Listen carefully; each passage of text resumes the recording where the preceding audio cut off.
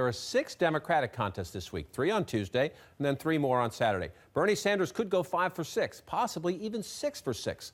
That would be a game changer, right? Well, there's momentum, and then there's math. Take a peek here. Hillary Clinton heading into this week has about 330 delegate lead. These are just pledged delegates. This does not involve any of the superdelegates. 330 lead in pledged delegates. Now, let's say that Bernie Sanders wins them all right here in the West on Tuesday. Now, the Clinton campaign says, wait a minute, we're competitive in Arizona. We might win Arizona. But just for the sake of the hypothetical, say Bernie wins them all on Tuesday. Then say he wins 3 more, all out West, Alaska, Hawaii, Washington State on Saturday. Bernie Sanders, if he won all 6 of those contests 55-45, he would cut Hillary Clinton's lead the beginning of the week 330, the end of the week 302, somewhere in that ballpark. So he would make a little ground, but not a lot. Hillary Clinton says, I'm so far ahead that even if you have a big week like this, you can't catch me.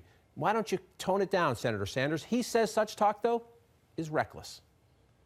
It would be extraordinarily undemocratic to tell the people in half the states in America, oh, you don't have a right to get involved in the nominating process for the Democratic candidate. If you write off, or if you say to half the states in this country that they should not participate, their response may well be on election day, well, you didn't want us to participate in the primary process.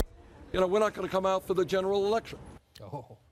But it's, so Bernie Sanders is essentially saying, you know, my supporters, if you ignore us, if you treat us with disrespect, we won't be there in November. But how does he manage this moment in the sense that he could have a huge week? He could win 6 contests. He could win 5 of 6 contests and make barely a scratch in her delegate math, which is going to, his supporters are going to be all revved up. Here comes Bernie. But problem is that a lot of Democrats and frankly a lot of media are also not treating this like this race is still going on. So I think that is his main challenge, is that he needs to have a bunch of wins and then say, look at how well I did. It's not justifiable that people are not treating this for real. He does still have this incredible low-dollar support base, which I think will continue to fund him, especially if he has a bunch of wins. His argument is not particularly different than what Hillary Clinton said in 2008 when she was running against Barack Obama, and I have been expecting his campaign would say more of that.